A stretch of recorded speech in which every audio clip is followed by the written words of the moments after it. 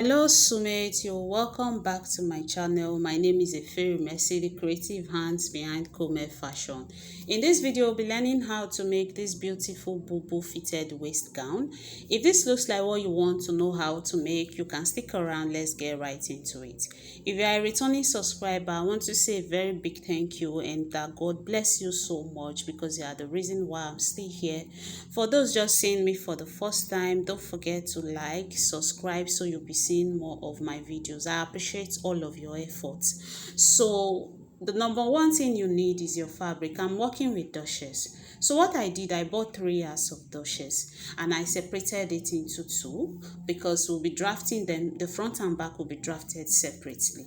So for the front pattern, I'm drafting the back pattern first before the front pattern. So what I did was that I measured that the pieces I separated for the front pattern is bigger than the back pattern with about 4 inches. Hope you understand, or more.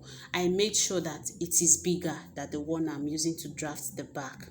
So now the first thing you have to do now, I'm just creating a very straight line that I will use as my shoulder line. So after taking my shoulder line, I have to take my shoulder measurement.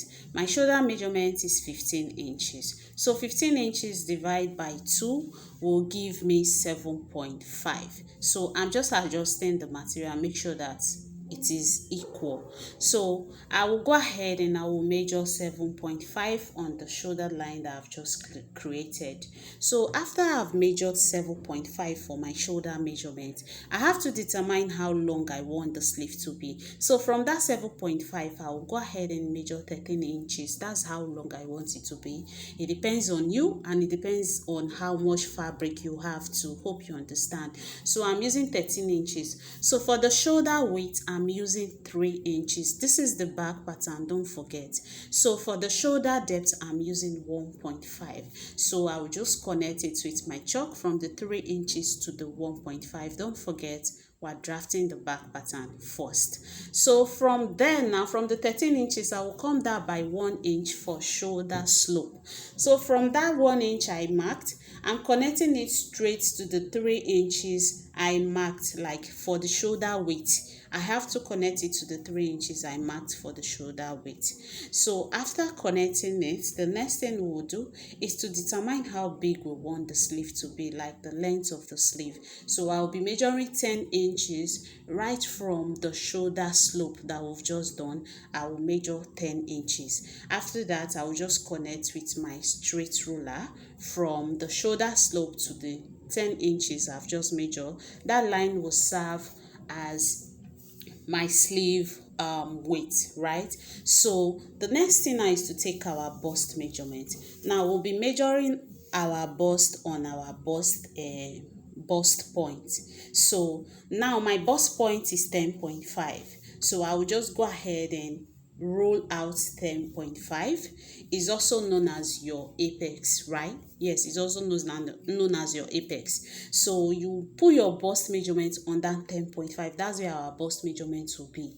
10.5. So my bust measurement is 9.75. After I've marked the 9.75, I will determine how many inches I want to extend, like how big I want it. So I added 5 inches. Hope you understand. After taking your bust measurement, add extra an inch for the fullness, right? So I'm going ahead to determine my waist measurement, which is 15 inches. Now this doesn't really matter, but I'm just doing it to serve as a guide. Hope you understand, because I'll be curving. So the next thing we'll have to do now is to curve the armhole area. You know, we cannot just cut it squarely, so I'm going to curve the armhole area straight down like you see me do. Make sure you curve it very well. If you try it out and it didn't work, if you have your ruler, your armhole curve ruler, you can use it, but I decided to use freehand. You can see how I'm curving it down. I make sure that the curve is aligning with the extra 5 inch I'm extending with. Hope you understand. So I'm curving it straight down to the hem of the material, like the full length. You just curve it straight down to the full length of the material material you are working with, the full length of the client you're working with. Hope you understand. So after connecting it this way, I'll just go ahead and cut it. So this is me cutting it out. I'll just go ahead and cut everything out so we can go right into the front pattern, which is the main work in this video.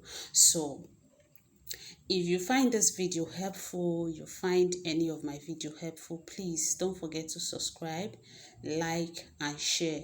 That really means a lot to me. So you can see that I'm still cutting. I will just cut everything out, and after cutting it out, we'll go right into the back pattern.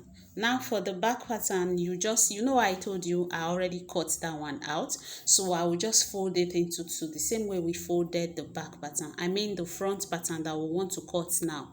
We'll just fold the fabric. So I have my fabric folded. This is it folded. So I now marked 1.5 of an inch from the shoulder of the fabric to the hem of the fabric. The 1.5 I marked was straight down.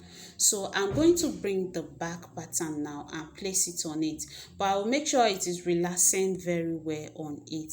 Then the back pattern we've already cut out, the back we've already cut out now is now what we are going to place on this front pattern.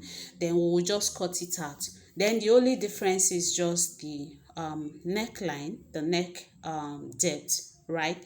So this is me placing it. So you just place your back fabric that you've already cut out, just place it on it like this. You just pin it down for it to be stable for you. You can see that the back pattern is starting from the 1.5 that I already measured out. So please take note of that.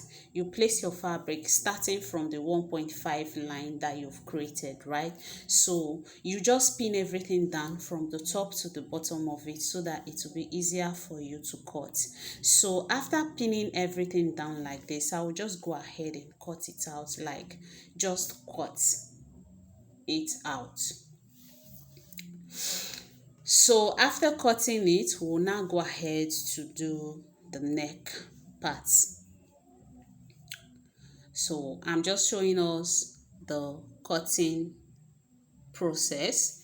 So this is me just cutting it out. Now you can see that I literally just used the back pattern to cut the front pattern, right? Because the only difference is the 1.5 that we left at the middle of it. So I will just go ahead and cut everything out like so.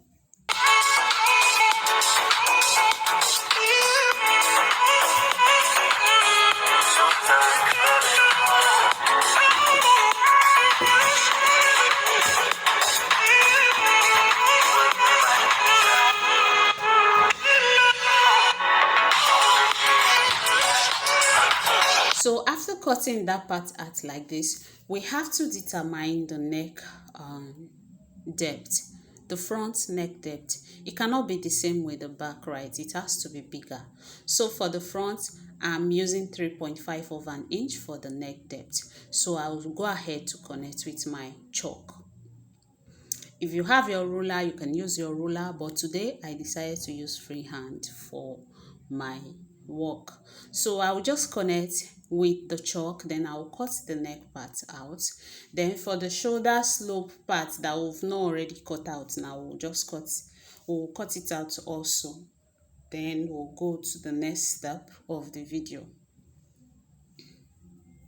So one thing about this Duchess fabric is that it doesn't really have weight. It moves a lot. So if you really do not want to stress about arranging all the time, just pin it down. It will help you. So the next thing now, you can see that I am notching the midpoint, right, for the front pattern. Even the hem, I'm notching the midpoint because I don't want a situation whereby one part will be bigger than the other by the time I take the center line out. Do you understand? So that's why I went ahead to notch. So it will serve as a guide for me when I want to run the stitches. So now here is the front pattern, and you can see the 1.5 line that we marked. So from the neckline now, from the neck depth, I will come down by 4 inches. It depends on what you want, but that's what I want. 4 inches. If you want 5 inches, it depends on how deep you want that part to be, but I'm using 4 inches. So from there now, I'm determining where I want the slit to be. So from the shoulder now down, I measure 36 inches. That's on my nail. I don't want it exposing at all, so I took it really down to 36 inches. That's my nail length. So I marked 36 inches, which is what I'm trying to show us. So you just determine, that is, you mark it from the shoulder part.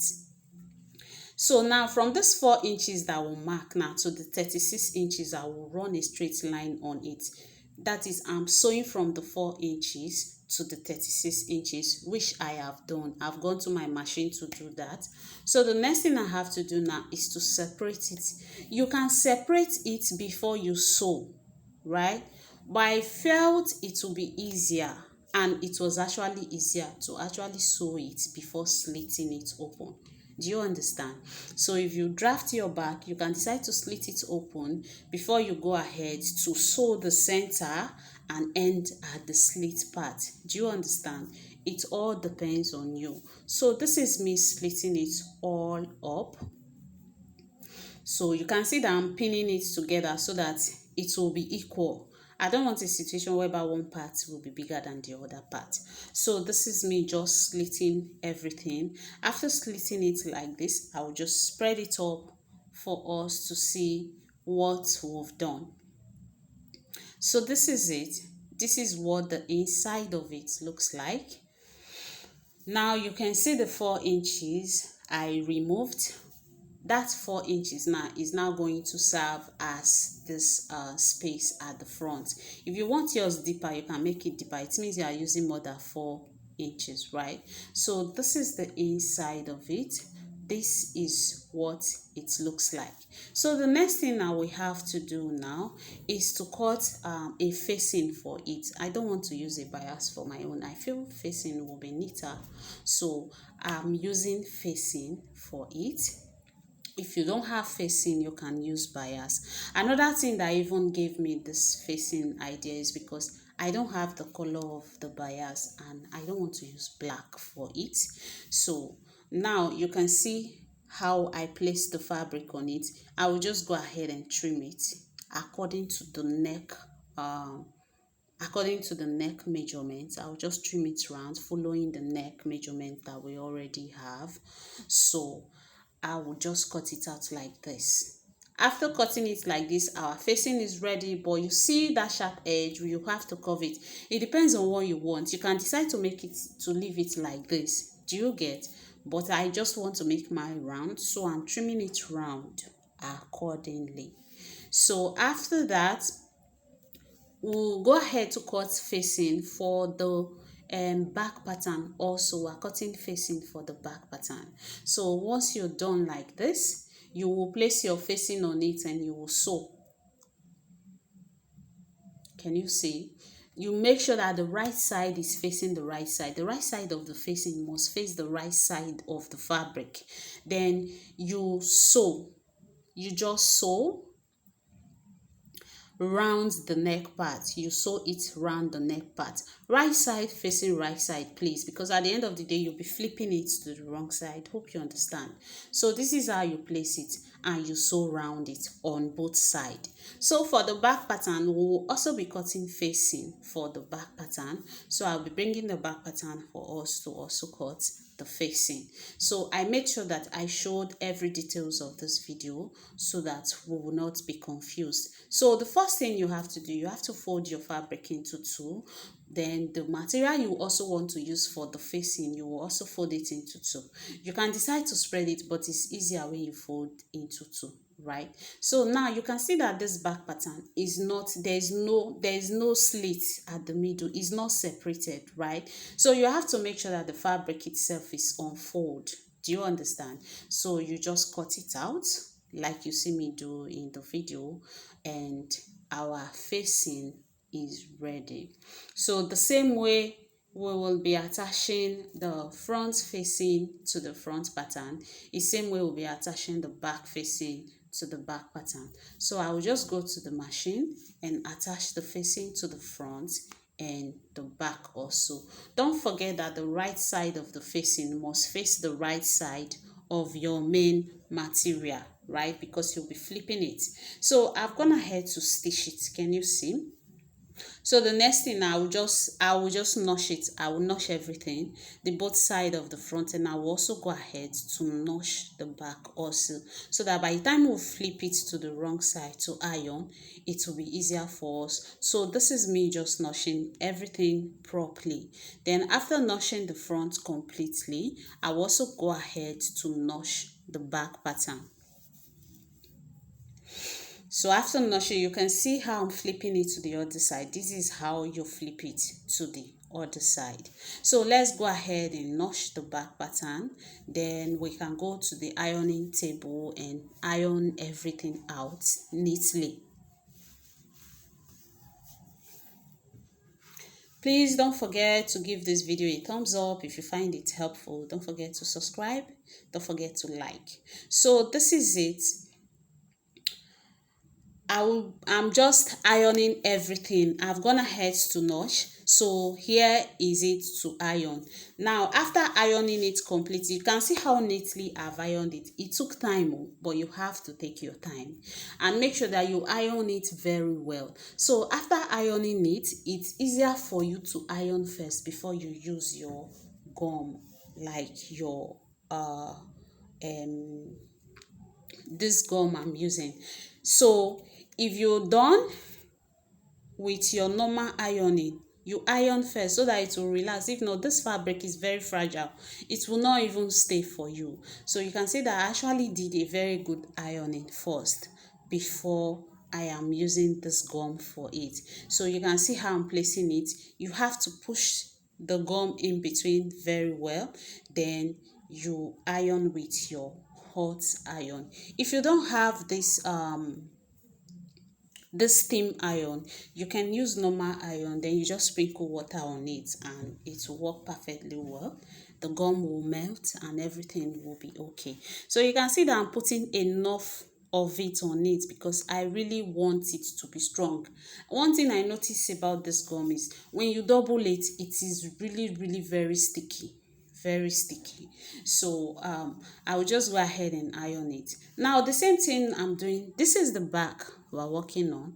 Don't forget, the same thing we're doing for the back, like the same thing you go ahead to do for the both sides of the front. So after ironing the hemming gum neatly, we'll go to the front pattern and we'll also iron hemming gum on it.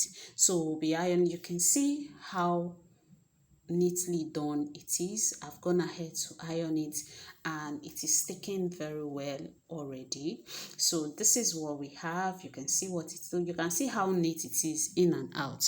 So one thing I will tell you is, if you have your weaving machine like the zigzag weave, please weave your own before you use your hemming gum to hem it. I don't have a weaving machine and I cannot go to start looking for where to weave first before I upload the video. So that's why. So you have to weave it first before you use your hemming gum to hem everything. It will be neater than my own if you do yours that way.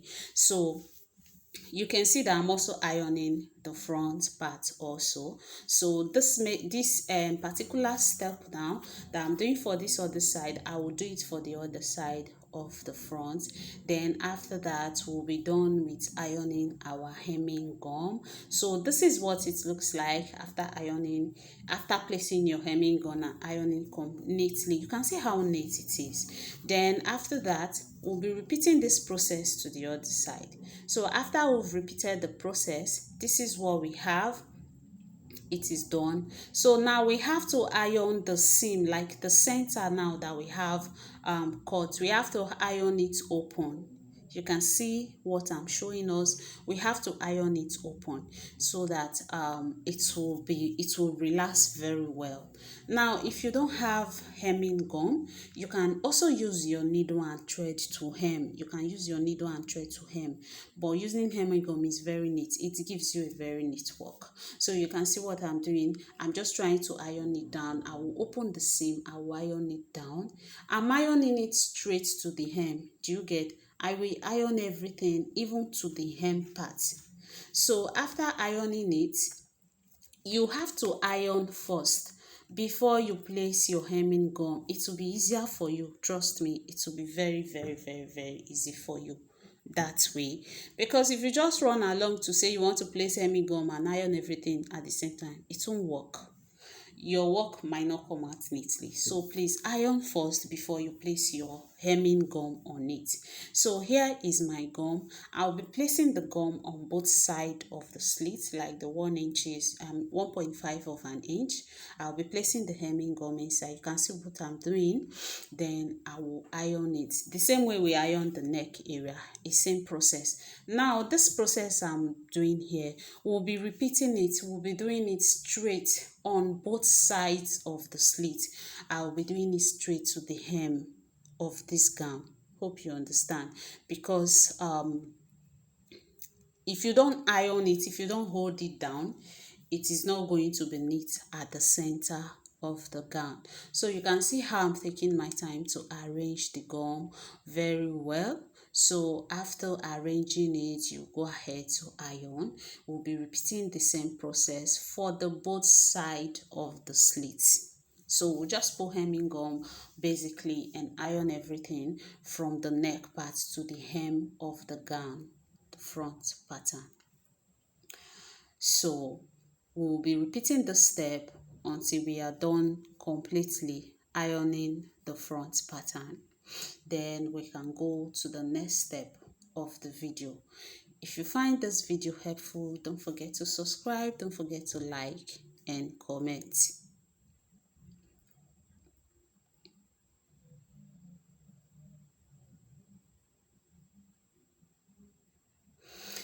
So this is me going to the other side to also repeat the same thing. So we'll be repeating it to the hem, right? You first of all fold the hem part, iron neatly before you put your hemming gum on it. So this is what it looks like. I've ironed it straight to the hem. I've gummed everything. Hope you can see how neatly done it is. You can see, especially for the neck part, you can see how nice and neat it turned out to be. So the next thing now is to be joining the shoulders. We'll be joining the shoulders together. The front and the back shoulders, will be joining them together. So I will bring the back pattern and place it on it, then join the shoulders together. After joining the shoulders, then we'll join the both sides of the gown before we'll now go to the next step of this gown, which is the part to make the waist tinier, like the waist fitted. So this is how you'll be placing your material together. You sew the side. First of all, join the shoulders, then you join the side. So I've gone to the machine and I've done that. Hope you can see. So the next thing now we'll go to the machine to do is to fold the sleeve, like to hem the sleeve down. Then to the hem of the gown, like the lower part of the gown, we have to hem it also. So we'll also hem the lower part of it. We'll just hem it around with the allowance I kept for the hemming. So now here are my bands. You can also call it belt, whichever way. So the bands I actually measure 5 inches. Then I folded it and I turned everything around, and I had 2 inches as the weight of the band. So the next step to take is for us to turn the gown to the wrong side for us to be able to fix the belt. So the first step to fixing this belt, you have to measure from your shoulder to your waist.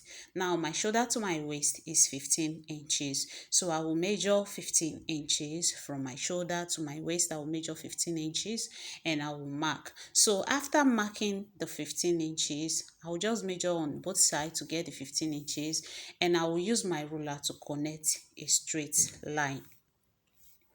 So after connecting a straight line, you know that we used to measure our waist round, right? So we'll be using a quarter part of it, like we'll divide our waist measurement by 4, so that from the center now where we did this joining, the slit joining, you will mark your quarter. Mine is 8.5. I'll mark 8.5 to the left and I'll mark 8.5 to the right. So after that, the point where I marked now 8.5 on both sides, that's where I will be attaching my belt to. You can see how I'm placing the band on it. So you just place your band like this. Now you make sure that you are not pinning it together with the back of the dress, right? Because we are not attaching it to the back of the dress, because if you see from how this gown is made, the back side is free, it's not fitted, it's only the front that is fitted. So the band has to be attached to only the front. That's why you can see me putting my hand in between the gown to be able to make sure that I'm pinning it on only the front part of the dress. So after pinning it like this, you go to your sewing machine, you run a straight stitch, and when you're running a straight stitch, you see how I'm putting my hand in beneath. Please, you just pull it off and make sure that you are only stitching the band to the front pattern. So trying to wear it, you can see that it's just a normal bubu right here. So you can see me trying to tie the belt. Can you see? This is how to put it on. So it is the belt you'll be tying to the back now. That's what gives it this fitting. Hope this tutorial was helpful.